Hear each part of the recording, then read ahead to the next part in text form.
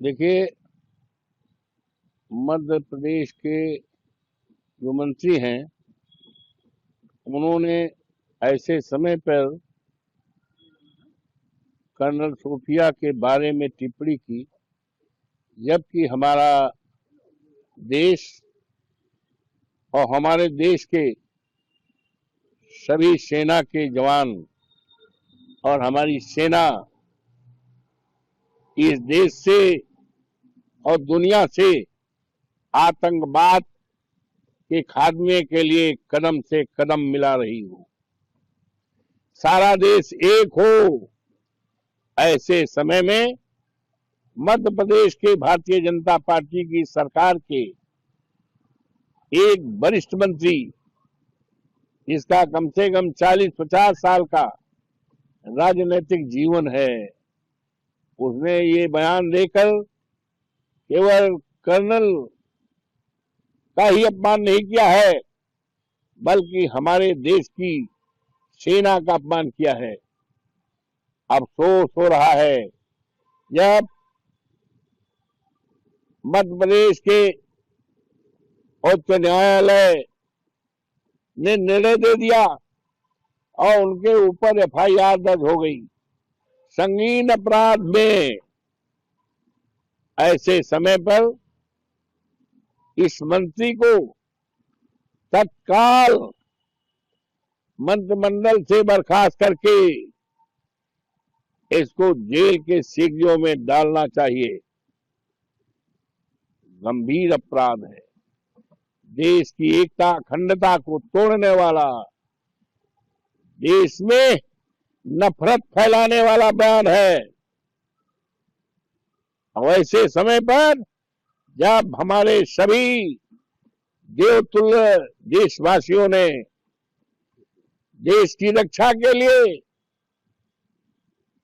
और इस देश से और दुनिया से आतंकवाद का सफाया करने के लिए सारा देश के देवतुल्य जनता एक राह एक मन बना करके सरकार को पूरी तरह से आश्वस्त किया।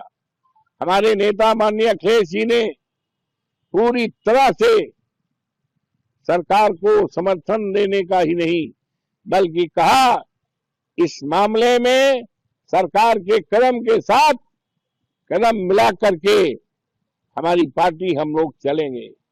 ऐसे समय में ये बयान बहुत ही निंदनीय है और ये जो इसने बयान दिया है तमाम ऐसे अवसरों पर इसने घटिया बयान दिया है। इसने घटिया बयान तमाम अवसरों पर दिया है और 2-3 दिन हो गया एफआईआर हो गई है गंभीर धारा में, लेकिन कोई वजह नहीं लगती कि इसको मंत्रिपरिषद से अब माननीय उच्चतम उच्च न्यायालय से मैं अनुरोध करता हूं विनम्रता पूर्वक कि कंटेम्प्ट ऑफ कोर्ट क्या जरूरत है। और ये मध्य प्रदेश की सरकार भी इसमें फंसते हुए नजर आ रही है क्योंकि मंत्रिपरिषद में ज्वाइंट रिस्पांसिबिलिटी होती है, संयुक्त जिम्मेदारी होती है और संयुक्त जिम्मेदारी रहते और चलते आज मध्य प्रदेश की सरकार पूरी तरह से कटघरे में है। ऐसी स्थिति में मैं मांग करता हूं 24 घंटे के अंदर अंदर इस मंत्री को मंत्रिपरिषद से हटाकर इसको एफआईआर के तहत गिरफ्तार करके जेल भेजा जाए।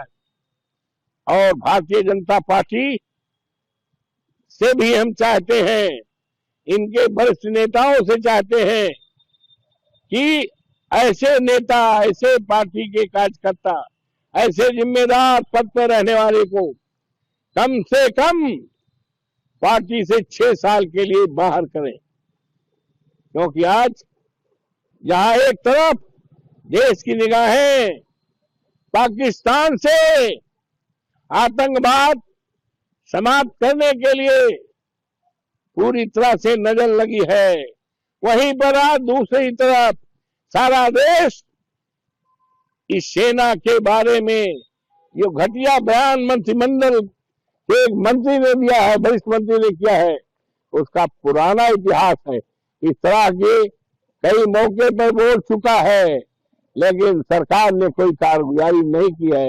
इसको बढ़ावा दिया है। ये मौका है भारतीय जनता पार्टी को देश के सामने अपने चरित्र को दिखाने के लिए कि हम इस देश के तिरंगे झंडे के साथ हैं, हम इस देश की सेना के सम्मान के साथ हैं। आज हमारी बहादुर सेना, जिसको दुनिया के लोग लोहा मानते हैं, पूरी तरह से पाकिस्तान की सेना घबराई हुई थी। उसको हैसियत में लाने के लिए हमारी सेना के जवान और हमारी ये जिस पर इस तरह की गंदी और बहुत ही घटिया किस्म की टिप्पणी की है, आज कहीं न कहीं हमारी सेना के मनोबल को गिराने का काम किया है। लेकिन मेरी सेना पर, हमें अपने देश के सेना पर भरोसा है। हमारी बहादुर सेना है, दुनिया के लोग लोहा मानते हैं। इस बात को कतई ध्यान नहीं देगी हमारी सेना, और देश की एकता के लिए, अखंडता के लिए और देश और दुनिया से आतंकवादियों का सफाया करने के लिए हमारी सेना के जवान अपना कदम बढ़ाते रहेंगे। सारा देश आज सेना के साथ है। जैसे कि मैं सो रहा हूँ तो पिताजी को जगाना है मुझे, तो वो डायरेक्ट उठाने के बजाय, और हिंसा की परंपरा मेरे यहाँ नहीं थी सौभाग्य से, तो वो क्या करते थे कि उस कमरे में आ जाएंगे या बाहर से गुजरेंगे और चौपाई बोलेंगे, प्रात काल उठ गए रघुनाथा मात पिता गुरु नावई माता। कभी कभी मैं गुस्से में उठ करके अरे पापा, चरण स्पर्श किया और सो गया। मैंने कहा अब मत उठाना।